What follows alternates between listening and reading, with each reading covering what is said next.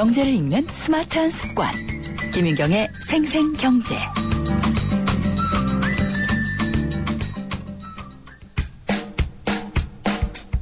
아하 경제와 함께하는 한뼘 경제. 경제 상식과 재미를 매일 한 뼘씩 키워드리는 시간.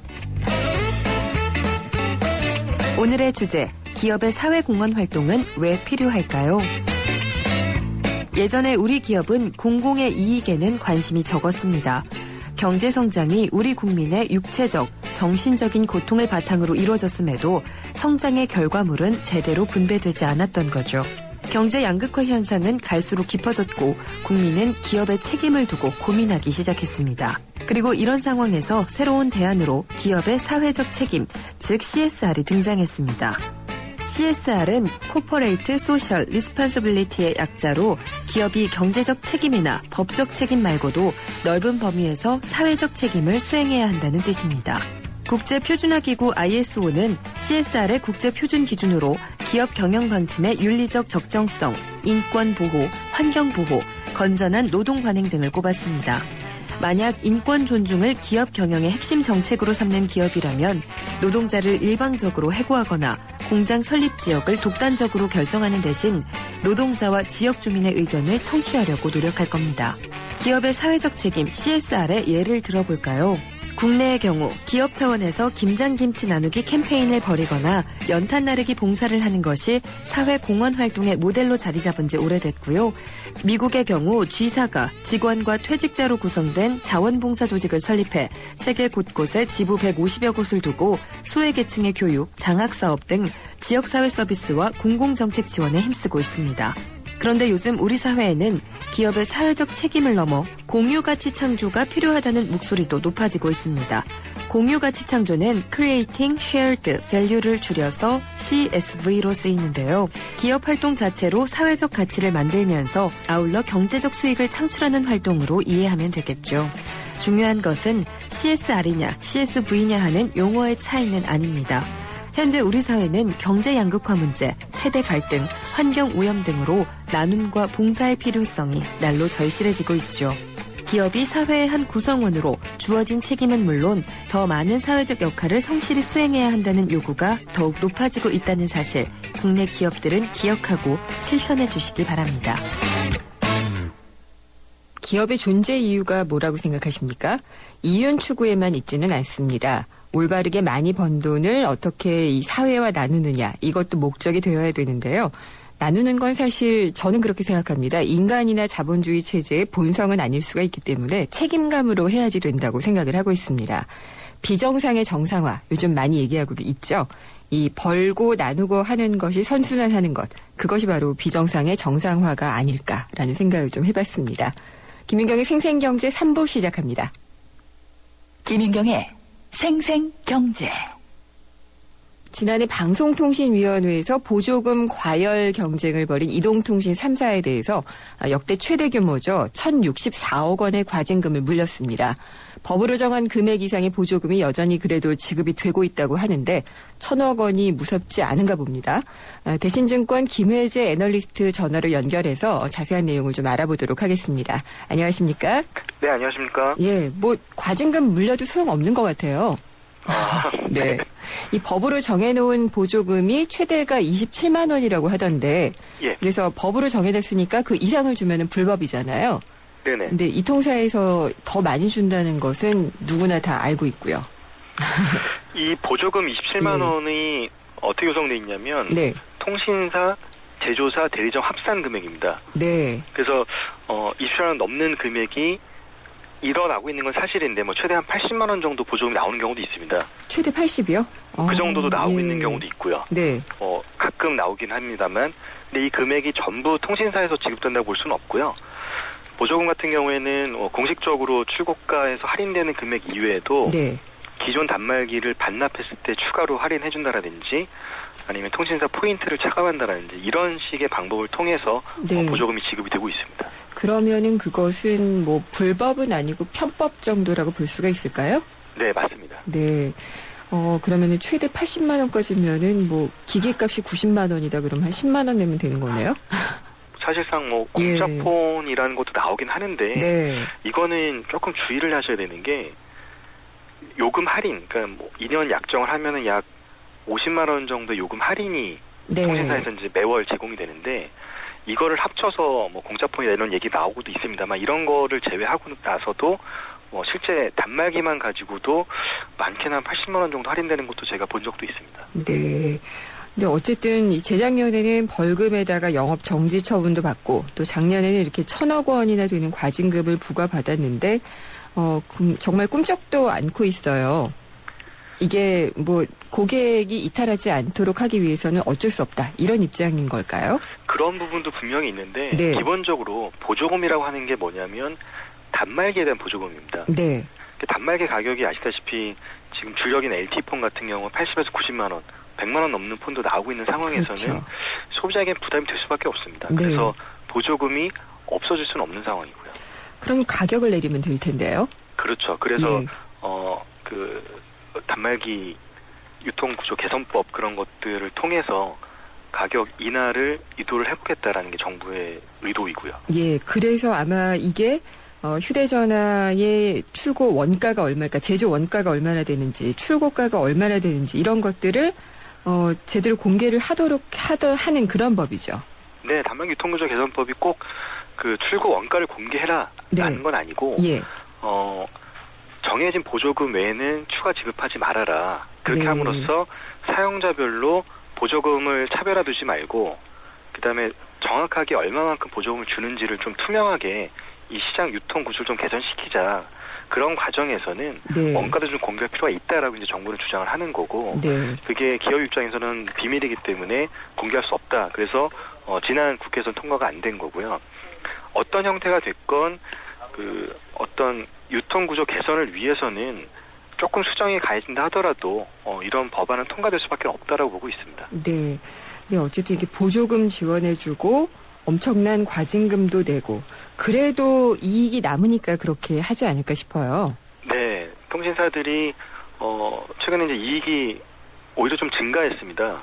네. 그 이유는 기존의 3G, 그러니까 3세대에서 네. 업그레이드된 4세대 기술로 바뀌면서 요금이 좀 올라갔기 때문이죠. 아, 그렇군요.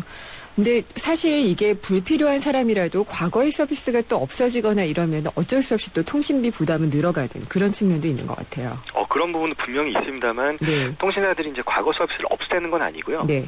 과거 서비스도 계속 제공합니다. 지금 2세대 서비스도 제공하고 네. 2세대는 96년 그때 나온 서비스만 계속 제공을 하고 있고요. 3세대 서비스, 4세대도 제공을 합니다만 다만 소비자분들이 불편을 느끼시는 부분들은 서비스가 아니라 단말기 자체가 좀 출고가 안 되고 있어요. 어떤 2세대 말씀이죠? 서비스를 2세대요? 예. 네. 네. 그런 서비스를 계속 쓰고 싶어도 단말기가 고장났는데 교체할 폰이 없다라든지 이런 불편은 좀 있습니다만 서비스 자체는 계속 제공이 되고 있습니다. 그러니까 요즘 유행하는 말로 사실상 이 서비스는 제공이 되는데 단말기가 없기 때문에 사실상 안 되는 그런 경우도 좀 있겠네요. 네, 분명히 그런 예. 부분이 있습니다. 그렇군요. 그리고 단말기 원가는 뭐 절대로 공개할 수 없다는 게 그 입장인 것 같은데요. 보통 이게 어느 정도나 거품이 껴 있다고 보시나요? 원가 부분은 예. 통신사 쪽하고는 사실 무관하게 네, 제조사 영역이긴 한데 이렇게 보시면 될 것 같습니다. 재작년에 과징금을 한번 크게 부과를 받았을 때 어떤 식으로 어떤 논리로 과징금을 받았냐면 예를 들면 100만 원짜리 핸드폰이라고 했지만 네. 사실상 20만 원 정도를 통신사한테 보조금을 주고 여기서 다시 통신사 보조금을 추가를 해서 예를 들면 소비자한테 60만 원에 판매가 됐다. 네. 그러면 이거는 원래 100만 원 팔 게 아니라 80만 원에 팔 수 있었던 거 아니냐. 네. 이 과정에서 누군가는 좀 이익을 보지 않았을까. 예. 소비자한테 돌아갈 수 있었던 이익이 누군가한테 갔을 거다라고 하는 게 이제 정부 입장이고요. 그래서 어느 정도 거품이 꼈다라고 보기는 좀 어렵습니다만 현재 유통 구조상에는 우리가 알고 있는 출고가에 보조금이 포함이 되어 있습니다. 네. 그래서 그 보조금이 통신사로 넘어가서 통신사가 자기들 보조금하고 합쳐서 최종 그 소비자들한테 판매 가격으로 넘어가게 되는 거죠. 제가 좀 이게 무식한 발언인지는 모르겠습니다만은 그렇다면 이 보조금 제도 자체를 없애는 것도 방법 중에 하나 아닐까요? 보조금 제도를 없애게 되면 당장 소비자분들이 큰 불편을 느끼게 될 겁니다. 가격을 가격이, 인하하는 효과를 가져올 수도 있잖아요. 그래서 예. 간접적으로 이제 유통구조 개선법 이런 걸 통해서 간접적으로. 예. 궁극적으로는 단말기 가격이 인하됐으면 하는 게 정부의 바람인데요. 네. 사업자들한테 예를 들어 삼성전자라든지 LG전자 같은 제조사한테 100만 원 팔던 거를 당장 70만 원에 파세요라고는 할 수 없으니 그 안에 뭔가 거품이 껴 있다면 그걸 한번 열어놓고 한번 네. 시장에서 판단하게 해보자. 이런 게 유통구조 개선법의 취지가 될 수 있는 거죠. 예, 그리고 또 저도 휴대폰을 또 바꿔야 되거든요. 뭐 다들 우스갯소리로 그래요. 노예약정 2년 기간이 끝나면 네. 기기도 고장난다. 네. 실제 그렇더라고요. 뭐 한두 번 당해본 것도 아니고. 근데 이제 제품을 바꾸려고 하니까 그러면은 고가 요금제를 몇 개월 동안 유지를 하셔야 된다라고 얘기를 하더라고요. 공공연하게. 예. 지금 이제 보조금과 관련된 그 네. 단말기 부분은 이제 제조사 영역이고 네. 좀 전에 언급 주셨던 요금제 부분 이제 통신사 영역인데 예. 이거는 이제 통신사에서 그렇게 하고 있는 건 사실이에요. 네. 그래서 최소한 2년 정도 약정을 하셔야 네. 꼭 강제는 아니지만 2년 약정을 했을 때 요금을 할인을 어느 정도 해주고 뭐 예를 들어 3년 약정을 하신다면은 요금 할인을 더 해주는 그런 거는 분명히 있습니다. 네, 그러니까 물론 이제 그게 고객들의 충성도나 뭐 지속성을 높이기 위해서 할 수 있는 제도라고 생각은 하는데요. 그런 식으로 하다 보니까 결국은 그게 이제 고객 부담이 되는 거고 이런 것들을 많이 없애게 되면은 결국 좀 요금이 내려가는 효과도 있지 않을까라는 결론적인 좀 생각을 해봤어요. 좀 고민을 더 해봐야 될 문제이긴 네, 한데 예. 그런 약정이 없어지고 그러니까 자유롭게 계약을 하게 된다면 네. 당장 요금이 실질적으로 올라가는 효과가 있다 하더라도 그 네. 할인을 못 받으니까 네, 근데 이런 그 묶어지는 게 없어지게 된다면 네. 오히려 궁극적으로는 요금이 내려갈 가능성도 분명히 있습니다. 예. 그래서, 근데 또 보면은 미국이라고 해서 이런 제도가 또 없는 것은 아니더라고요. 외국 같은 경우에 네. 우리랑 다른 점이 어떤 거냐면 네. 우리는 지금 통신사를 통해서만 단말기가 판매가 되는데 네. 물론 그 블랙리스트 제도가 도입이 되면서 이미 2년 전에 도입이 됐습니다. 그래서 제조사도 직접 단말기 판매할 수가 있어요. 네. 그 전에는 제조사는 판매할 수 없었고 통신사 통해서만 판매할 수 있었는데 그렇죠. 미국이라든지 유럽 같은 경우에는 그게 많이 그 활성화돼 있거든요. 예. 그래서 단말기만 판매하는 샵이 따로 있고요. 서비스는 통신사 대리점 가서 가입을 하게 되는 이런 게 굉장히 자연스러운 형태가 자리를 이미 잡은 거죠. 네. 물론 특정 핸드폰 같은 경우에는 통신사 통해서 약정을 해가지고 판매를 했을 때 더 혜택을 많이 주는 그런 게 분명히 있긴 있습니다만 네. 말씀드렸던 핸드폰 판매와 서비스 가입이 상당 부분 자유롭게 분리가 되어 있습니다. 네. 그러면 지금 우리는 이런 것들이 좀 다 얽혀져 있고 제조사가 얼마 남기는지 통신사가 얼마 남기는지 이런 것들을 우리가 잘 모른 채 어쨌든 깎아준다니까 깎아주는 혜택을 받는 것처럼 해서 이제 사고 있잖아요. 네. 그럼 단말기 유통구조 개선법을 통하면은 이런 부분들이 어느 정도 좀 해소될 수 있을 것이라고 보시는 거죠? 일단 정부 의도대로 어느 정도 전부는 아니더라도 네. 어느 정도 이렇게 공개가 된다면 예. 소비자들이 더 선택할 수 있는 폭이 넓어질 수 있다라고 보고 있기 때문에 네. 아무래도 말씀하셨던 것처럼 개선은 분명히 될 거라고 보고 있습니다. 이게 국회에 지금 계류되고 있는 것은 어떤 이유인가요? 그거는 예.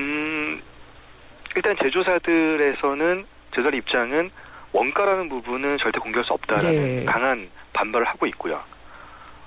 그게 가장 관건인 것 같습니다. 네. 그래서 정부가 요구하는 그런 그 보조금 차별을 금지하기 위해서 어느 정도까지 정부가 정보를 필요로 하는지 그게 원가 수준은 아니더라도 어떤 정도의 정보를 얻게 되면 이런 법안을 추진할 수 있을지 네. 그 타협점이 찾아지게 되면 통과 가능할 거라고 보고 있습니다. 그렇군요. 지금 김혜재 애널리스트께서 보시기에는 이런 고가 요금제 문제, 또 보조금 문제, 이런 것들이, 계속 되지는 않아야지 된다고 지금 다들 보고 있는데, 어떤 식으로 해결될 거라고 보시나요? 이게 법이 통과되면은 어느 정도 좀 기반이 마련되는 걸까요? 저는 법안하고는 무관하게 예. 지금 시장 자체가, 네. 보조금 관련해서는 조금 해소가 되는 과정이라고 보고 있는데요. 예. 어떤 컨셉이냐면은, 보조금은 말씀드렸다시피 기본적으로 단말기 가격이 비싸기 때문에 지급이 되는 겁니다. 네. 근데 다만 그 과정에서 투명하지 못하다. 소비자별로 차별이 있다 이런 문제들이 제기되고 있는 건데 예.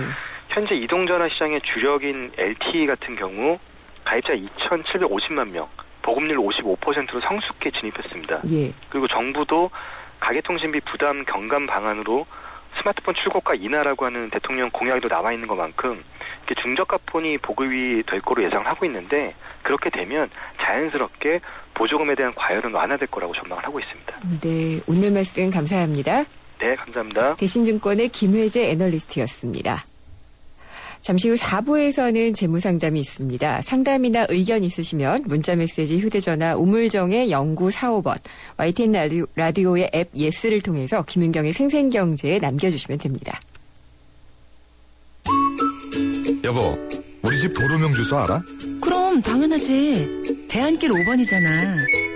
벌써 알고 있었네? 도로명 주소는 도로 왼쪽에는 홀수, 오른쪽에는 짝수 번호 건물이 순서대로 있으니까 도로 이름과 건물 번호만 기억하면 쉬워. 와, 알려주기도 찾아가기도 정말 편하겠네.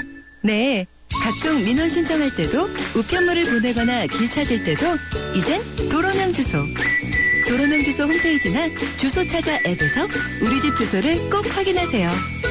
이 캠페인은 국민의 안전과 행복을 생각하는 안전행정부와 함께합니다. 살아있는 뉴스 깨어있는 방송 한국의 뉴스 채널 YTN 뉴스 FM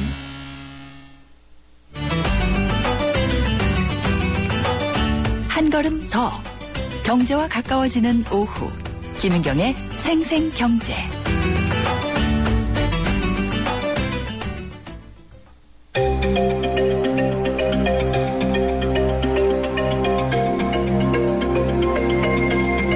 어제 택시 탈 일이 있었는데요. 택시만 36년째라는 기사님이 올해부터 바뀐 도로명 주소에 불만이 많으시더라고요. 관악구에 동이름 몇 개 바뀐 것도 아직 다 익혀지지가 않았는데 도로명 주소로 모두 바뀌게 되면은 이젠 정말 내비게이션에 의존해서 운전할 수밖에 없다라고 하셨습니다.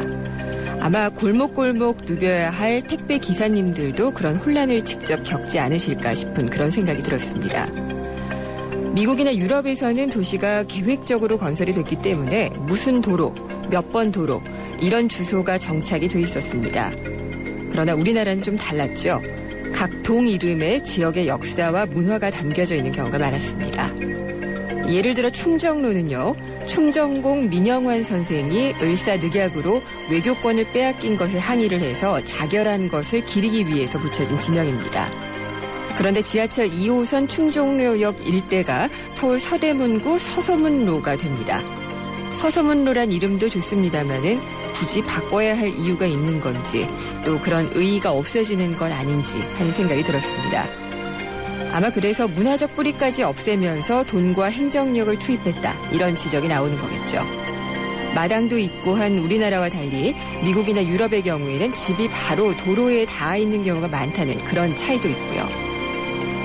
우리의 공간 인식 방법이 하루아침에 바뀌기는 쉽지가 않을 겁니다.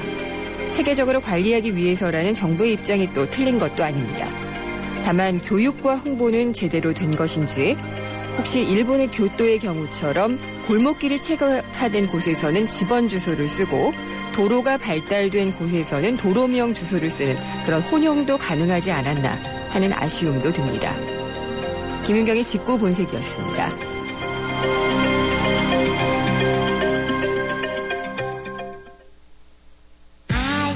커피. 프림에 가장 많은 첨가물 카제인도. 두 번째 많은 첨가물 인산염도. 전혀 넣지 않은 대한민국 단 하나뿐인 커피. 좋은 커피란 이런 것. 커피를 바꾼 좋은 생각. French Cafe Cafe Mix Nouveau. 아이고 우리 심청이가 팔려가더니 그래도 내 걱정은 하지 마셔. 심청이가 안심폰을 주고 갔으니까 이 안심폰은 24시간 긴급 출동의 건강상담 서비스까지 받을 수 있어이다. 알뜰폰에 새콤을 더하면 S1 안심폰. 삼성 디지털 프라자에서 만나세요.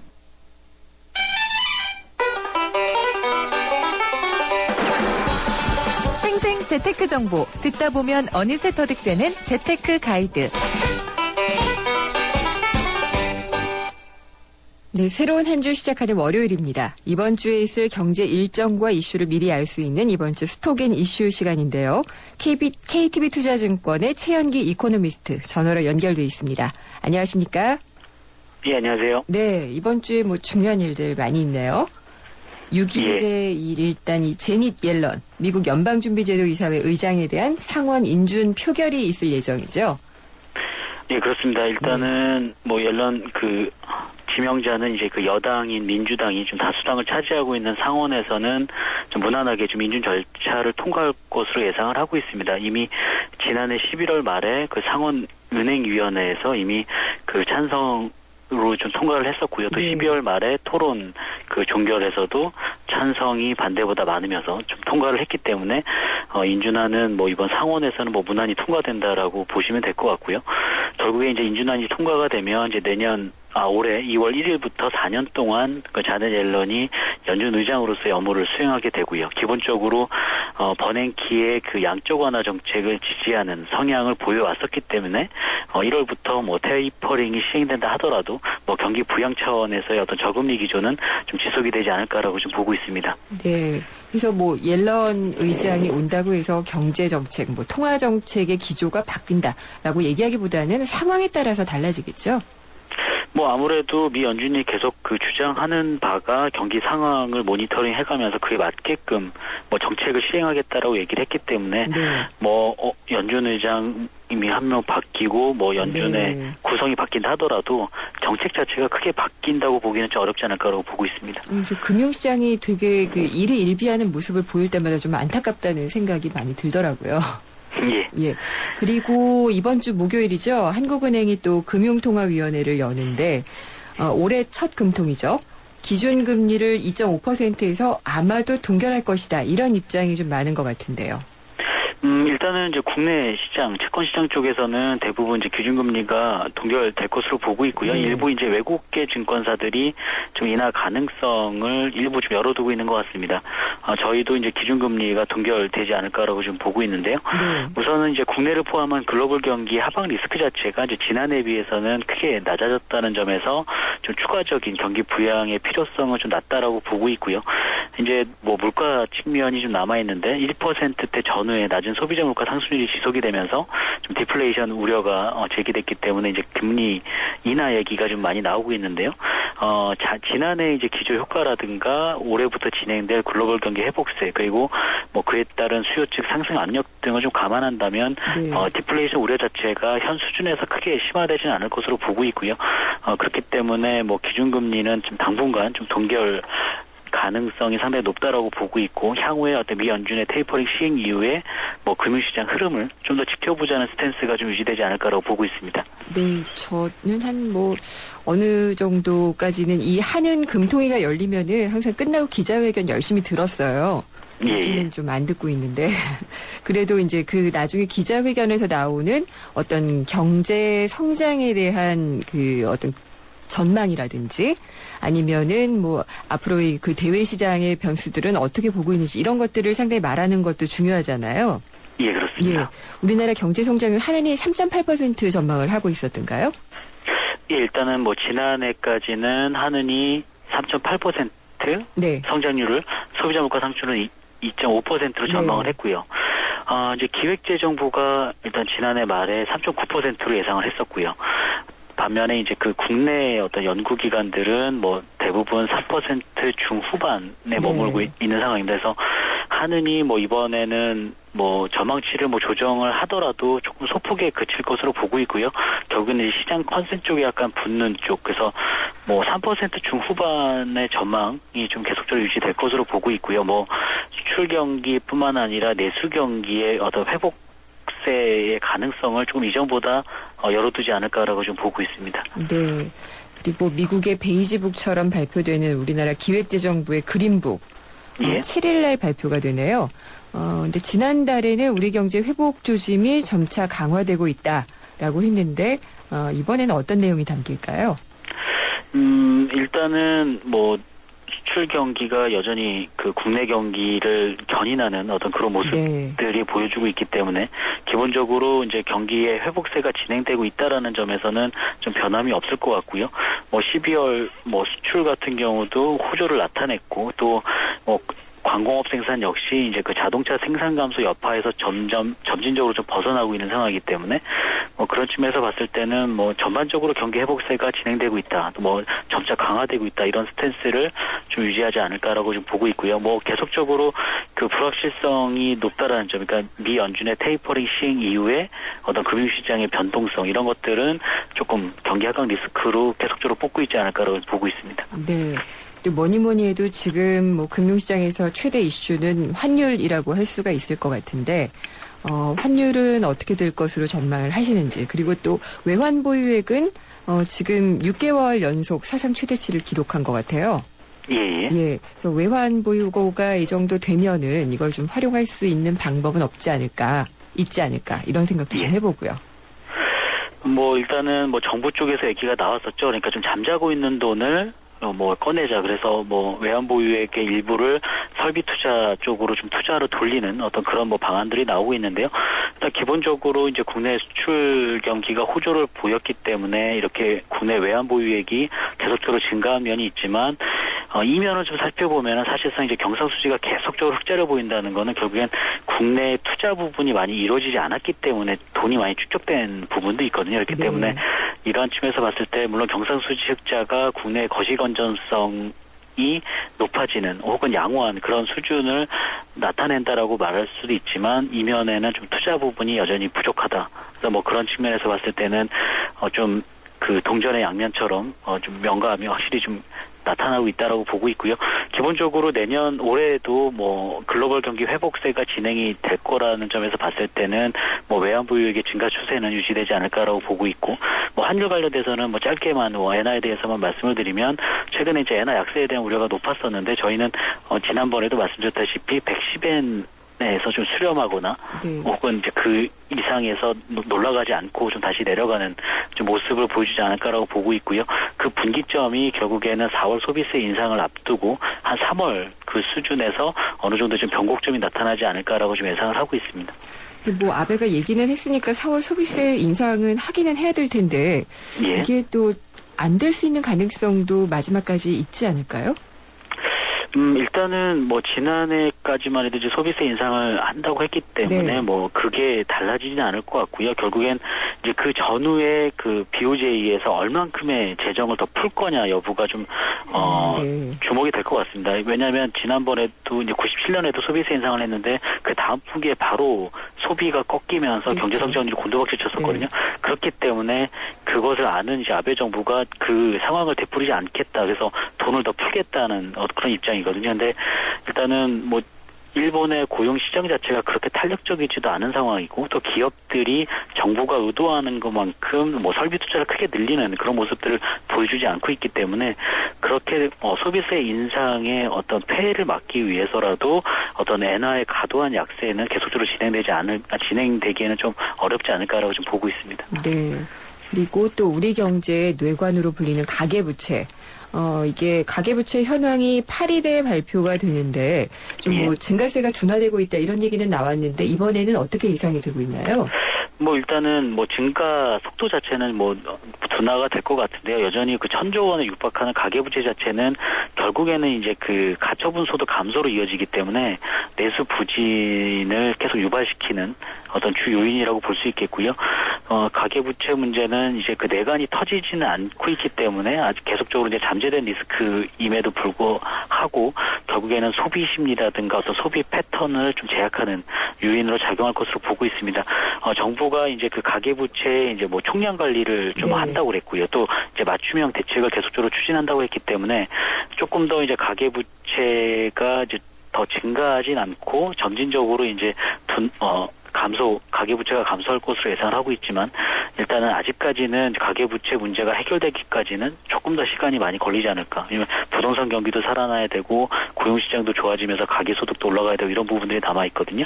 그렇기 때문에 아마 이러한 가계부채 문제는 한동안은 계속 잠재된 어떤 리스크로 봐야 되지 않을까라고 보고 있습니다. 네.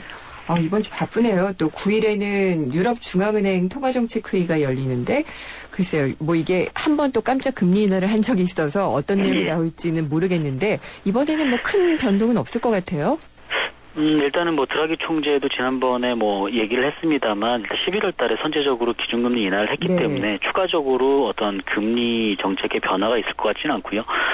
최근에 이제 그 11월 그 유로존 은행들의 그 민간 부분 대출 데이터가 나왔는데 20년 만에 가장 큰 폭으로 감소를 했거든요. 그러니까 결국에는 경기 회복세가 기대만큼 진행되고 있지 않다는 우려가 반영된 것입니다. 그러니까 가계는 계속적으로 디레버리징을 하고 있다는 네. 얘기고요. 기업들 같은 경우는 투자를 하기 위해서 대출을 하지 않고 있다는, 그러니까 경기 회복에 대한 어떤 확신이 아직 안 들기 때문에, 그래서 그러한 측면들을 보여주고 있기 때문에 결국에는 ECB에서의 어떤 경기 부양책이 나온다면 금리 인하 카드보다는 아무래도 좀 강제적으로 민간 부분 쪽으로 유동성을 공급시킬 수 있는 어떤 그런 조치들이 나와야 되지 않을까라고 보고 있고요. 그것이 이제 뭐 당장 이번 달이 아니더라도 뭐 다음 달부터 논의가 된다거나 그런 조치들이 나오지 않을까라고 보고 있습니다. 네.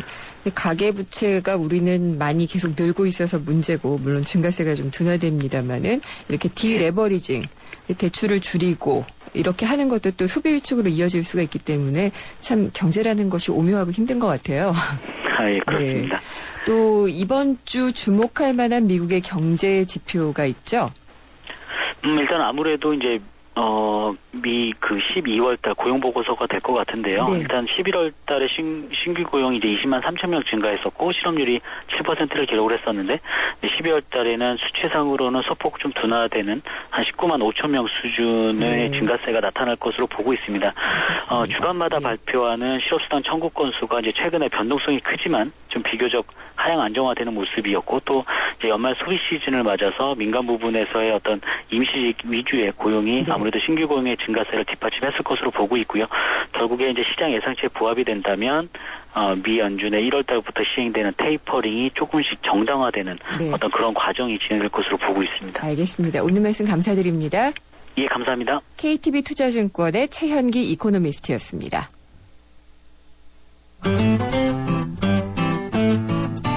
생생경제를 다양하게 만나는 방법.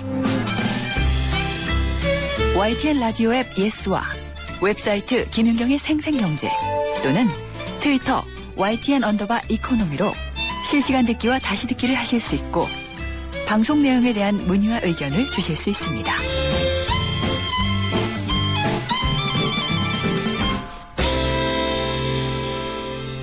재무상담 있는 월요일입니다. 오늘도 에듀머니의 김준하 팀장님 모셨습니다. 안녕하십니까? 네, 안녕하세요. 네. 오늘 질문 보니까 저도 관심이 많은 게 있어요. 네. 일단은 다른 질문부터 먼저 드리고요. 9141님인데요. 사회초년생인데 급여통장으로 재테크도 하고 있다. 이런 사람들도 있는데 급여통장을 어떻게 선택하는 게 좋을까요? 라고 질의를 하셨습니다. 네, 이건 이제 사람의 성향에 따라 좀 다를 수 있는 것 같은데요. 일단 뭐 이자를 많이 주는 걸 좋아한다 그러면 이자가 많은 통장을 좀 선택하실 수도 있고요. 그다음에 이제 급여통장이다 보니까 아마 각종 수수료, 뭐 이체 수수료 이런 것들 좀 면제받을 수 있는 통장 같은 것도 있거든요. 그래서 성향에 따라 좀 선택을 하셔야 되는데, 요즘에 보면 이제 은행별로 이렇게 급여통장이라고 해서 특화된 상품들이 있습니다. 뭐 일정 금액 또는 일정 기간 이렇게 거치했을 때 금리가 좀 높다거나 자행이나 타행, 그 자동화기 이체 수수료 이런 거 면제인 통장들도 있고요. 사실 이제 통장하고 관련해서는 이렇게 재테크할 수 있는 방법 중에 가장 좋은 게 이제 통장을 좀 나눠서 관리하는 거. 통장 쪼개기라고 하는데요. 그래서 보통은 이제 급여통장 하나만 가지고 뭐 여기서 자동이체도 하시고 생활비도 쓰시고 이렇게 하시는데, 이게 좀 간편해 보일지는 몰라도 이렇게 돈을 여기저기 쓰다 보니까 이제 확인하기가 좀 쉽지 않거든요. 그래서 맞아요. 이제 급여통장에서 뭐 자동이체되는 통장 따로 하나 만든다든지, 그다음에 이제 생활비 통장은 따로 한다든지, 그다음에 이제 뭐 경조사나 뭐 이런 경조사 통장 따로 하나 만들어서 이렇게 목적별로 통장을 조금 나눠서 관리를 하시면 훨씬 더 효율적이고 체계적으로 좀 돈 관리를 하실 수 있을 것 같습니다. 네, 저도 한 서너 개로 나누고 있는데 김준하 팀장님 몇 개세요? 저는 한 3가지 정도만 나눠서요. 자동이체는 그냥 두고요. 제가 이제 생활비로 쓰는 거 따로, 그다음에 이제 경조사나 비정기 지출이 꽤 많더라고요. 그래서 그 통장 따로 이런 식으로 좀 나눠놨습니다. 네. 저는 안 나가는 통장 하나, 나가는 통장 하나 이런 식으로 하고 나머지는 비상금 이런 식으로 하는데 저도 괜찮게 하는 건가요? 네, 그렇습니다. 네. 제가 궁금해하던 질문 나왔습니다. 2341님인데요. 이분은 올해 초등학교 입학을 앞둔 아이의 엄마입니다. 지금까지 아이에게 돼지저금통에 돈을 넣는 방법만 가르쳤는데 경제관념을 가르칠 수 없을까요? 있는 방법을 알려주세요라고 하셨는데요. 저희 딸도 이제 2학년 되는데 제 네. 딸도 돈에 대한 개념이 없어요. 네. 그래서 돈이 그냥 주면은 물건을 살 수 있다는 정도는 아는데 이거 어떻게 개념을 알려줘야 될지 참 모르겠더라고요. 사실 이제 경제교육하면 대부분 부모님들이 이제 금융 마인드를 좀 깨우치는 교육 아니면 뭐 돈을 어떻게 하면 잘 불릴 수 있나 이런 교육들을 생각하시는데요. 근데 오히려 이제 경제교육하면 가장 먼저 해야 될 게 내가 원하는 것을 다 가질 수는 없다. 예, 욕망 그게, 관리? 그렇죠. 예. 예, 그게 가장 중요하고요. 예. 그러면 이제 그 중에서 가장 원하는 게 뭔지, 꼭 네. 필요한 게 뭔지 이런 것들 좀 생각해 볼 수 있고, 그 다음에 이제 이런 것들은 이제 계획을 좀 해서 돈을 모아서 원하는 목적을 좀 실현하는. 네. 예, 이렇게 함으로써 성취감을 좀 얻는 게 경제교육의 과정이거든요. 그래서 지금은 이제 그 돼지저금통에 돈만 넣고 있다라고 하면 이 넣은 돈을 어떻게 쓸 것인지 네. 이제 목적을 조금 만들어주고요. 네. 또 지출하는 연습을 해보는 것. 지금 아이가 이제 돈을 쓰는 연습, 그러니까 교환을 하는. 네. 예, 사실 돈의 가장 중요한 기능은 교환을 하는 거거든요. 네. 그래서 교환하는 거다라는 거. 내가 필요한 것을 얻기 위해서는 그만큼 내 지갑에서 네. 예, 돈이 나가야 된다. 이런 교환 가치를 우선 알려주는 게 가장 먼저라고 생각이 듭니다. 네, 근데 아직도 이게 잘 관리를 못할 것 같으니까 돈은 그냥 제가 계산하고 말고 이러는데 요즘엔 전 그래요. 그래서 야 엄마가 이거 갖고 싶은데 이게 얼마야? 네 통장에 지금 얼마가 있으니까 해줄 수 있겠네? 뭐 이렇게 하면은 그냥 뭐 절대 안 돼라고만 하고 그냥 자기 네. 돈은 안 쓰려고 그러는데 돈을 적절히 잘 쓸 수 있는 교육도 참 필요한 것 같아요. 그러니까 돈을 쓸 때는 네. 본인이 꼭 써야 되는 것을 포함해서 네. 그러니까 대부분 다 엄마가 해주면 네. 사실 아이들한테 용돈 주는 거는 본인이 저축하는 돈. 그러면 네. 내 돈이 되거든요. 그렇게 그러면 생각하더라고요. 필요한 거는 예. 엄마 아빠가 다 해주니까 그렇죠. 내 돈은 내 돈. 이렇게 되니까 꼭 용돈이나 이런 걸 주실 때는 이 아이가 꼭 써야 될 걸 포함시켜서 그렇게 해서 돈을 꼭 쓰게끔 예. 그렇게 만들어주는 게 좀 필요합니다. 올해부터는 꼭 좀 그렇게 해봐야 될 네. 것 같아요. 2834님입니다. 세입자가 월세를 3개월 연체를 해서 월세를 내라고 했더니 3개월 월세와 함께 월세에 대한 이자까지 넣어줬습니다. 그래서 다시 또 밀리지 않아야 된다라고 얘기를 했는데 또 밀리더니 계속 입금을 하겠다고 하면서 6개월 동안 또 내지 않았다고 합니다. 그러더니 가게를 이전하겠다고 하면서 밀린 월세를 보증금에서 제외하고 반환해달라 이렇게 얘기를 했다 그래요. 그러더니 또 3개월 연체했을 때 같이 줬던 월세 이자도 달라. 이렇게 얘기를 하는데 좀 복잡합니다만 어쨌든 3개월 연체를 했을 때는 갚았었고 근데 다시 또 6개월을 밀렸었고 네. 그러면서 보증금에서 제외하고 해달라 네. 빼겠다 이렇게 네. 하신 것 같아요.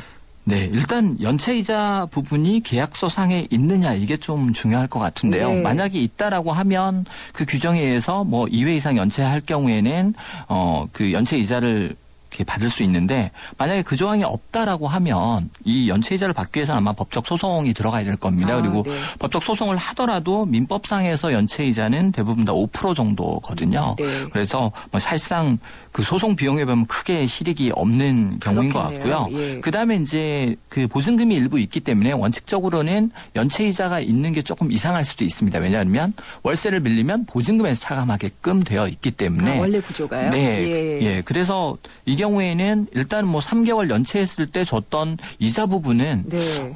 이 세입자분이 주셨던 거기 때문에 의무적으로 반환해야 될 규정은 아닌 것 같고요.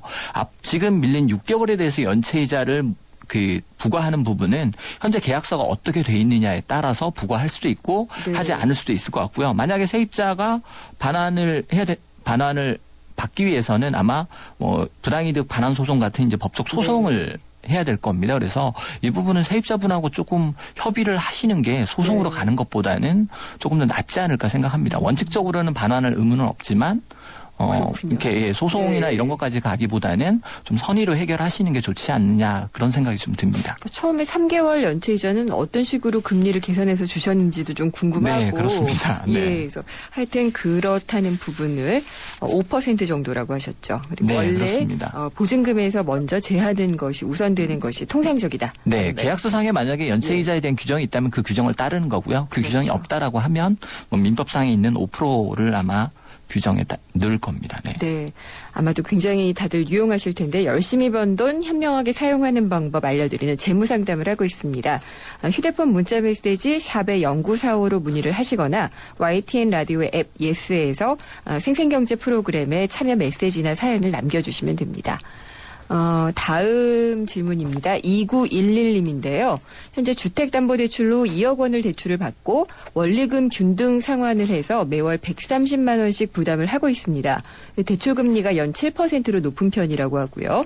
네, 석 달 후에 적금이 만기가 돼서 5천만 원 정도를 손에 쥐게 되는데 이 돈으로 대출금을 갚을지 아니면 새로운 투자를 하는 것이 좋을지 모르겠습니다.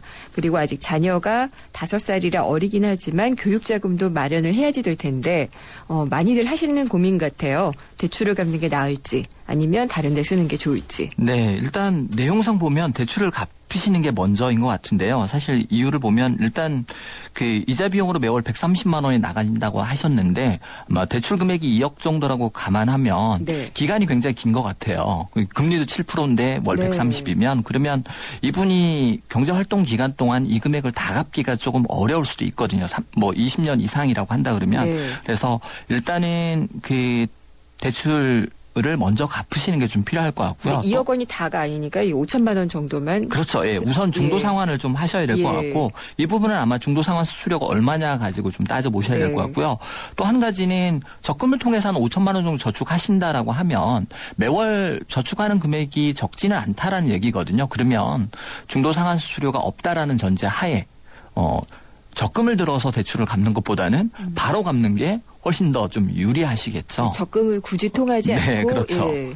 네. 그리고 그렇군요. 이제 아이가 지금 아직 5살이기 때문에 네. 아마 교육자금하고 관련해서는 적은 금액부터 한 10만 원, 20만 원 적은 금액부터 시작하셔도 크게 네. 문제는 없을 것 같은데요. 다만 좀 고민하셔야 되는 게 이게 교육자금 하면 대부분 다 장기저축을 생각하시거든요. 근데 이런 장기저축들이 유지율이 10년 정도 유지하는 게 거의 50%가 안 되거든요. 저도 그렇더라고요. 네. 그래서 이거를 오히려 길게 들으면은 네. 나중에 중간에 진짜 필요할 때 못 쓰겠다. 네. 예. 그래서 금리가 높을 수도 있고 낮을 수도 네. 있지만 오히려 이제 중도에 포기하고 해약하는 경우가 많기 때문에 이건 좀 신중하게 생각하실 필요가 있을 것 네. 같아요. 저축을 하시는 건 일단 필요하고 장기 저축을 할지 아니면 단기 저축을 여러 번 할지 이거는 그 상황에 따라서 좀 다를 수 있다고 생각이 듭니다. 저 같은 경우에는 아이 이름으로 주택청약 통장을 넣어서 자동이체가 되는 정도거든요. 네.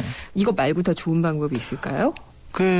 일단 적금을 네. 드는 게 좀 필요하고요. 네. 다만 이제 청약저축 같은 경우는 목적이 조금 어느 정도 있는 상품이다 보니까 아무래도 이제 금리가 높다라고 들긴 네. 하지만 중도에 만약에 필요할 때 쓰지 못할 가능성이 조금 있거든요. 그래서 네. 목적을 조금 분명히 하시면 청약저축을 하든 아니면 일반 적금을 하든 이렇게 목적에 맞춰 쓰실 수 있지 않느냐라는 생각이 좀 듭니다. 근데 금리가 참 낮아요. 네. 정기적금 하려고 네. 해도. 그래서 이제 주택청약으로 들었던 그것인데 네. 좀 그렇습니다. 1239님의 질문인데요. 액세서리 쇼핑몰을 운영하고 있는 30대 미혼 여성이시고요. 일반 회사원들은 노후 대비를 퇴직연금으로 하게 되지만 자영업을 하다 그만두면 은퇴자금 어떻게 될지 막막합니다. 그래서 은퇴자금 마련법 알려주세요라고 하셨습니다. 네, 사실 자영업 하시는 분들은 이렇게 공적보험 이런 쪽에서도 좀 소외가 돼 있다 보니까 조금 은퇴자금이 좀 어려우신데 네. 일단 가장 기본적으로 접근하셔야 될 게 국민연금입니다. 지역가입자로 가입하시면 될 것 같고요. 그 다음에 그 자영업자 분들한테 좀 필요한 상품이 하나 있어요. 노란우산 공제라고 해서 네, 대표적으로 이제 폐업하거나 노령, 퇴직 이럴 때 생활 안정자금을 위한 건데요. 예. 아마 소득공제도 연 300만 원까지 되고 그다음에 압류 금지, 그다음에 이제 일정 기간 불이하면 연복리까지 적용이 되기 때문에 알겠습니다. 노란우산 공제를 좀 확인해 보셔야 될 것 같습니다. 네, 에듀머니 김준하 팀장님 오늘도 유익한 말씀 감사드립니다. 다음 주에도 새는 돈 잡아주시러 꼭 오십시오. 네, 감사합니다. 침대는 과학이다. 침대과학 50년이 이룬 세계 최고 기술력. 배우던 나라에서 가르치는 나라로 우리 침대에서 자기 할 것이다. 전 세계인을. 에이스 침대. 아빠는 얼음 낚시. 엄마는 눈조각 구경. 예쁘네. 나는 썰매 타기. 온 가족이 함께하는 동강 겨울축제가 12월 27일부터 열립니다. 겨울 낚시도 얼음 축제도 동강에 다 있습니다. 동강에서 만나요. 제2회 영월 동강 겨울축제. 네, 오늘 준비한 수석 여기까지입니다. 전 오늘 대통령 기자회견 중에서 입시, 취업, 주거, 보육, 노후 이런 5대 불안을 해소해주겠다는 말이 좋았는데 국민의 불안을 잘 알고 계신다면 앞으로 좀 잘 해결해 주셨으면 좋겠습니다. 김윤경이었습니다. 내일 뵙겠습니다.